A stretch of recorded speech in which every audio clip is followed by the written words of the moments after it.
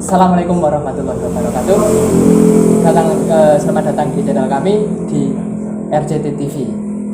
Oke, kali ini saya akan membahas sedikit tentang di era COVID ini kita banyak sekali menemukan beberapa kedai-kedai kopi atau warung-warung kopi yang belajar, karena orang Jawa bilang seperti itu. Nah, ini saya kebetulan bersama teman saya, Mas Roni, perkenalkan. Halo, saya Roni. Ya. Dari Kebumen. Ya. Kebetulan kos di UNES. Nah, itu jadi Mas Roni ini dia jauh sedikit banyak paham tentang kopi. Nah, Sedikit. kita akan membahas, ya intinya santai lah, ngobrol santai tentang budaya kopi di Indonesia sendiri. Oke, Mas Roni, Ya. sebelumnya selamat datang di Scar Coffee. Ya, terima kasih. Oke, Mas Roni, aku punya pertanyaan nih, Mas. Aku kan melihat nih perkembangan kedai-kedai kopi, warung-warung kopi khususnya di Semarang ini. Iya. Itu benar-benar luar biasa sekali. Wah, pertumbuhannya itu booming. Iya. Nah, menurut Mas Romi dengan adanya booming kopi itu seperti itu akan menjadikan bumerang sendiri enggak terhadap kopinya sendiri? Kan gini, Mas. Awal kita mungkin orang kopi itu mengejar kualitas kopi ya. Iya. Tapi dengan adanya booming ini kan banyak kopi-kopi bermunculan, bahkan tidak kita menyampingkan kualitas kopi, tapi justru marah penampilan minuman yang disajikan itu. Dan sama itu menurut Mas Roy bagaimana? Kalau menurutku ya, yang aku alami sendiri, semakin kesini budaya minum kopi itu disatuin sama budaya nongkrong dan ikut-ikutan aja. Nah, mungkin ada coffee shop yang lagi booming di sana, ikut-ikutan nongkrong di sana. Beda kalau aku emang nyarinya yang apa ya? Kopinya enak, bisa dinikmatin, terus harganya cocok aja. Gitu.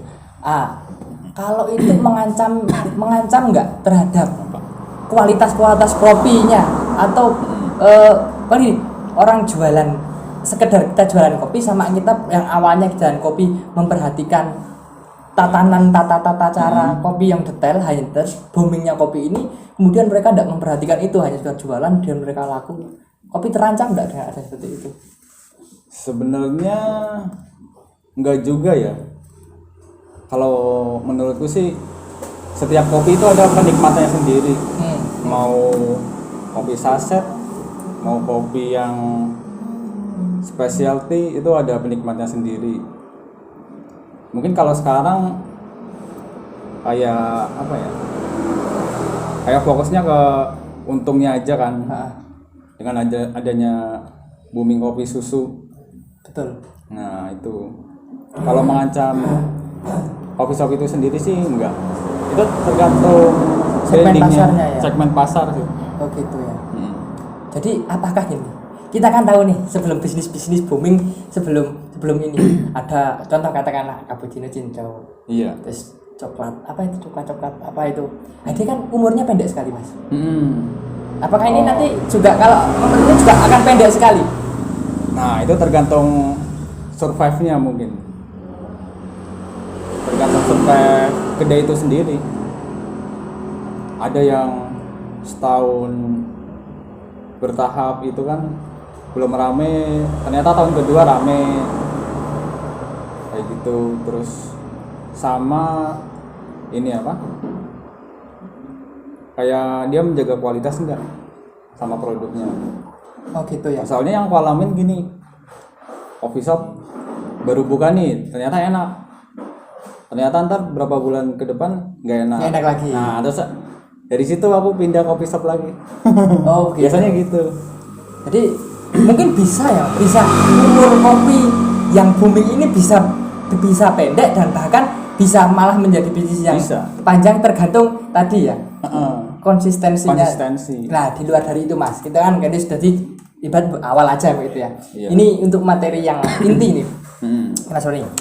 Ini kan RCT TV ini kan membahas tentang budaya ya. Iya. Budaya. Dan kopi itu sudah menjadi melekat bahkan di Indonesia sendiri. Iya. Terutama cowok gitu. Kopi cowok banget gitu. Lah menurut Mas Roni ini, pengalaman Mas Roy tentang budaya kopi.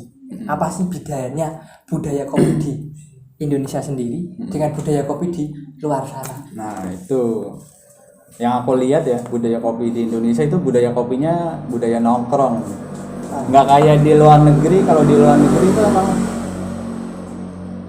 dia sebelum kerja ngopi dulu satu shoot ke coffee shop, habis itu kerja. Mereka tujuannya untuk apa itu? Kok mereka itu rutin ya? Wajib itu ya? Ya itu ada yang rutin juga. Jadi Nah, dia kan buat apa namanya? Buat mood lah. Mood booster gitu. Mood booster Jadi mereka sebelum ngopi kerja. itu karena suatu butuh. keuntungan kopi itu sendiri, gitu kan? Bukan Iya. karena lifestyle gitu ya? Iya, bukan karena lifestyle. Apalagi yang negara-negara kayak Italia, Jepang, dia emang buat mood booster. Makanya di Jepang sama Italia itu coffee shopnya kecil-kecil. Terus kursinya itu jarang, paling cuma 3 sampai 4. Karena budaya minum kopi di sana tuh bukan budaya nongkrong. Value-nya kopi itu ya, nilainya kopi ya. Manfaatnya dari yang didapatnya bukan karena lifestyle-nya, gaya hidup ngopinya itu bukan ya. Dia itu minum pagi itu minum espresso. Habis itu berangkat kerja. Nah, itu espresso kan bisa buat biar melek karena kafeinnya itu agak banyak juga. Gitu ya. Oh, berarti gini. Kalau di Indonesia sendiri, ya seperti Mas Edi katakan bahwa ngopi menjadi gaya hidup. Nah, ya. Dan itu malah menjadikan kualitas ngopi orang Indonesia itu tidak berkembang gitu. Karena cuma sekedar gaya hidup mereka untuk ngopi itu gaya-gayaan aja ngopi. Dia enggak tahu persis manfaat dari kopi, enggak tahu persis efek dari setelah minum kopi dan macam sebagainya. Lifestyle aku bisa foto, aku bisa sharing ke bosok ini. Iya. Itu justru menurunkan ibaratnya derajat kopian gitu ya. Kalau menurunkan derajat kopian sih bisa juga Dan bisa enggak? bisa enggak. Kan gini Mas, kalau saya kan orang luar negeri awalnya ngopi itu kan karena manfaat dari kopi itu, efek dari kopi itu. Jadi kan mereka ngopi bukan hal lifestyle, cuman itu juga kebutuhan mereka. Iya. Nah, kalau di Indonesia berbanding terbalik. Kalau menurutku ada yang begitu, mungkin sebagian kecil di Indonesia ya. Ada yang ngopi karena kopi itu enak. Terus ada juga yang kafenya lagi hype, terus Nah, itu. harga mebel. Terus sebelum ngopi dipoto dulu.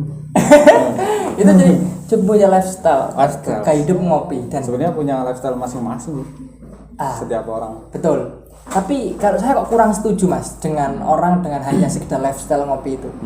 Karena menurut saya pribadi kopi itu memang gini loh, kalau kita menggaya hidupkan kopi nanti nilai citra kopi itu menurut saya akan berkurang Mas, akan turun. Iya. Karena cuma gaya hidup aja kopi gitu. Jadi image-nya itu namanya lifestyle hidup.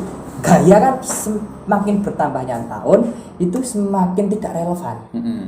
Gitu Mas? Iya. Kalau mereka hanya gaya minum kopi tanpa tahu sebetulnya kopi gitu Iya. kan percuma Mas. Iya. Gitu tuh Mas. Ya kalau pendapat Mas Denny begitu ya nggak apa-apa. Emang nyatanya juga ada yang begitu juga. Gitu. Jadi bagaimana kita, ya kan gini, tujuan kita gini. Ini maaf ya, contoh. Kita harga kopi kita dengan kopi internasional ataupun luar negeri itu jauh berbeda. Iya. Thomas, contohkanlah salah satu contoh merek jenis kopi Geisha. Itu kan 1 juta ke atas per kilo. Iya. Sedangkan lokalan di kita itu puluhan ribu, ratusan ribu, nyampe 500 ribu aja susah hebatnya. Nah, itu kan itu juga menjadi suatu gini, coffee shop yang sudah besar itu malah mengesampingkan produk-produk lokal. Iya. Dengan adanya yang justru Produk mereka luar beli negeri. produk luar negeri yang harganya mahal. Hmm. Nah itu kalau menurut Mas Roni bisa enggak kira-kira kalau Apa? kedepannya itu kopi lokal itu menjadi trending seperti di luar negeri Mas? Dengan Bisa. budaya kita seperti ini.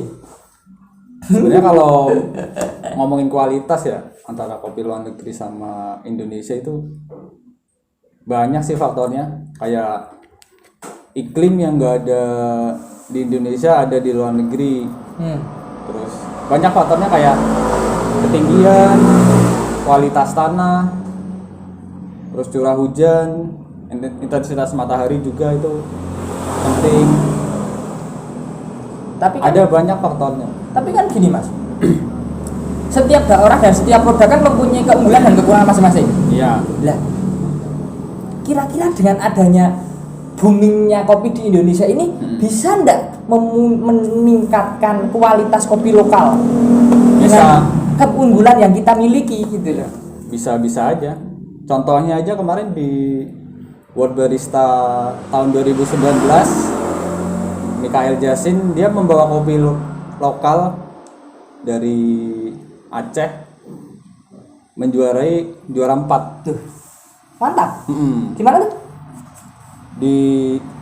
Dari Aceh kopinya Itu dibuat perlombaan di dia dibuat di, kalau nggak salah di Amerika deh, aku lupa daerahnya, pokoknya di Amerika. Dia Mikael Jasin bawa kopi Aceh. Jadi dari situ juga kan sebenarnya kopi lokal bisa bersaing. potensinya besar tuh Besar. sebenarnya kan. Tinggal yang ngolah aja kan. Tinggal yang ngolah, SDM-nya terus. Ya pasti tinggal orang-orangnya yang di sekeliling kita gitu kan. Iya. Kita kan sudah terjajah pikiran bahwa gini, apa-apa yang jelek pasti lokal. Ya bisa jadi. Kayak gitu, bener gak Mas Ron? Ya nih, Bener. kambing. Kambing yang kecil jelek kambing lokal. Kambing yang besar kambing Etawa. Ya tahu kan lokal juga. Enggak ada arti kan yang besar-besar. Oh iya. Gitu ya. Lokal Jawa, Yang enggak mesti Jawa Tengah. kita sebut kambing. Kambing yang besar itu kambing Etawa gitu. Oh iya. Oh sing gini ini wedhus Jawa. Cilik medingking itu. Ini mindsetnya itu sudah didoktrin dengan seperti itu lah. Itu efeknya di Primus di yang lain seperti kopi. Iya. Nah, seandainya masyarakat Indonesia ini atau teman kita ya, itu bisa mengangkat derajat kopi itu, tadi Aceh ya bisa. Bisa. Kenapa yang lain kok enggak bisa gitu kan? Pasti kan bisa juga. Go internasional itu. Bisa juga. Nah, nanti dilihat juga dari kualitas kopi itu sendiri. Gimana kualitasnya, terus SDM-nya, cara ngolahnya. Sebenarnya banyak sih kalau ngomongin kopi itu faktor-faktornya, nggak cuma satu faktor doang. Tapi menurut saya kok satu faktor yang sangat mendominasi di samping faktor-faktor lain, SDM. SDM juga bisa. Gitu Mas. Seharusnya kan gini. Kita era ini kopi sangat booming. Iya. Nah, justru malah dengan boomingnya kopi ini kita kan justru bisa nilai ekspor kita ke luar negeri kopi kan justru semakin bagus karena produksinya kan meningkat melimpah-ruah. Iya, bisa juga. Gitu Mas. Nah, itu kalau Mas Roni nih bisa Iya. disampaikan ke teman-teman bagaimana budaya ngopi yang baik agar kopi lokal ini tetap menjadi kualitas secara SDM tadi yang dibilang. Secara SDM. Apa yang dipertahankan, apa yang harus dicondongkan agar tidak kita kalah dengan yang luar negeri gitu. Itu sebenarnya kembali lagi ke SDM, mulai dari petani, terus pasca panen, terus rosternya juga.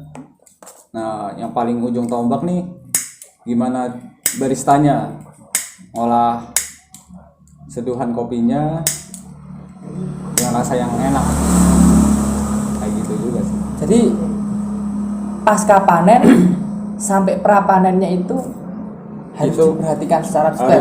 harus tentang itu penting banget sih, nggak ada yang paling penting, semua menurutku penting. Tapi kelemahan kita apakah petani-petani itu sudah tahu dan nanti mereka secara keilmuan sudah banyak, mungkin sebagian ada yang sudah teredukasi. Tapi apakah itu ke petani-petani lokal yang lokal-lokal yang kecil-kecil itu kan ilmu itu belum sampai gitu Mas. Bagaimana standar kualitas kopinya yang didapatkan dan standar yang diinginkan pasar gitu. Oh iya. Gitu Mas. Iya. Itu sih nyesuaiin pasar ya. Nah, kenapa juga sekarang udah bermunculan kayak Q-grader, Q-roaster.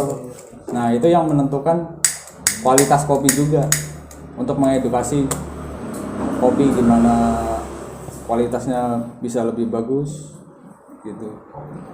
Ya, jadi intinya pasca panen ada pengolahan tersendiri untuk menjaga intinya konsistensi ya. Iya, mulai Konsistensi. dari awal sampai kopi itu dicangkir. dipanen sampai diminum. Iya. Oh, Dan ditanam sih. ditanam ya. Tanam sampai cangkir itu saling berkaitan banget. Berarti kesimpulannya seperti ini saya menyampaikan dari Mas Roni. Dari di era booming kopi ini, justru orang-orang yang ingin menjual kopi itu jangan hanya sekedar tampilan bagus terus laku aja. Kenapa? Karena kan mereka kan pasti punya standar yang ingin dia jual. Nah, setelah tidak langsung kan mereka minta kepada produsen atau kepada pengrajin kopi itu sendiri. Iya. Sehingga pengrajin kopi mempunyai strategi, mempunyai cara untuk mengolah kopi dengan standar yang bagus. Akan itu berarti bermula dari SDM penjual kopinya. Bisa juga begitu. Gitu tuh kalau menurut saya seperti itu Mas Roni. Jadi bagaimana kita mengangkat budaya ngopi di Indonesia ini bukan menjadi lifestyle saja, gaya-gaya hidup ngopi aja, cuman menjadi kebutuhan. Sehingga apa? Ketika kopi itu menjadi sebuah kebutuhan, maka kita akan menyelam lebih jauh ke dalam kopi. Contoh pengolahan pengolahan kopi. Ada pengolahan wine proses, natural proses, honey proses dengan bahan proses yang berbeda. Dan mungkin hasil yang dihasilkan pasti berbeda, dan mungkin efeknya juga untuk kesehatan, efeknya itu juga berbeda-beda. Kan gitu Mas, kadar keasaman gitu kan, masa pengeramaiannya juga gitu kan, alkohol di dalamnya kan gitu. Di dalam kopi itu sendiri. Nah, makanya teman-teman itu, jadi kesimpulan yang saya dapat adalah jadikan budaya ngopi di Indonesia ini bukan hanya sekedar lifestyle atau gaya hidup, tapi menjadi sebuah kebutuhan yang harus Anda ketahui kapan Anda harus minum kopi dan manfaat kopi bagi kesehatan Anda. Maka sadar langsung kopi di Indonesia itu sendiri pasti akan naik ke permukaan begitu Mas Roni. Nah kalau Mas Roni ada nggak pesan yang disampaikan untuk kalau aku sih kembali lagi ya, setiap kopi itu ada penikmatnya tersendiri, mau itu kopi saset, mau kopi giling, nggak ada yang salah sama menikmati kopi. Udah gitu aja. Tapi tetap kita di budayanya sih Mas. Iya. Gitu Mas. Tapi walaupun kopi saset atau kopi kita manual seperti itu, tapi kembali lagi itu hanya sekedar budaya atau manfaat gitu kan. Iya. Ketika itu sekedar dia kan nggak ada feel-nya. Sudah kita ngopi sudah budaya, karena ya tidak ada apa-apanya. Kalau sudah menjadi sebuah kebutuhan, dalam arti kopi sebagai kebutuhan, maka mereka akan menciptakan seni itu sendiri kopi. Begitu. Iya. Jadi secara tidak langsung, secara otomatis kopi lokal itu nanti akan naik daun dengan adanya budaya kopi di Indonesia ini yang tadi bukan hanya gaya hidup, tetapi adalah sebagai kebutuhan untuk kesehatan mungkin, ya, untuk apapun. Makanya karena manfaat kalau kita manfaat dan macam-macam dari kopi kan banyak sekali ya Mas ya. Banyak. Jadi memang seperti itu, jangan hanya ngopi untuk gaya, untuk tongkrong aja, tapi pelajarilah kopi, bagaimana kopi itu sendiri dan manfaat bagi tubuh Anda. Begitu. Oke, ada yang mau tambahkan lagi Mas? Cukup. Oke, teman-teman, ya bagus ya, lumayan bagus ya, gitu, bagus sekali ya. Jadi memang seperti itulah kejadiannya di saat ini Indonesia. Produk-produk lokal itu selalu terkalah dengan produk-produk internasional. Karena apa? Karena budaya orang Indonesia sendiri dan SDM-nya tentang kopi itu masih hanya sekedar lifestyle, gaya hidup saja, bukan jadi kebutuhan. Ketika menjadi sebuah kebutuhan, maka akan menjadi nilai yang lebih di dalam meminum secangkir kopi. Oke Mas, sebelum kita tutup acara, kita kopi dulu. Kopi dulu. Ya. Oke, sekian dari saya. Jika ada tutur kata yang kurang berkenan di hati Anda, jika ada kurang lebihnya, kami mohon maaf yang sebenarnya. Obrolan ini bukan bermaksud apa-apa, bukan merendahkan salah satu pihak manapun, tapi kita justru untuk meningkatkan semangat kita di era booming kopi ini. Jangan sampai booming toh kemudian ambles neh, kata orang saya seperti itu. Nanti kopi bisa berkembang di era zaman dan kopi lokal mudah-mudahan bisa go internasional. Ya seperti itu, amin. Wabillahi taufiq. Assalamualaikum warahmatullahi wabarakatuh. Rahayu.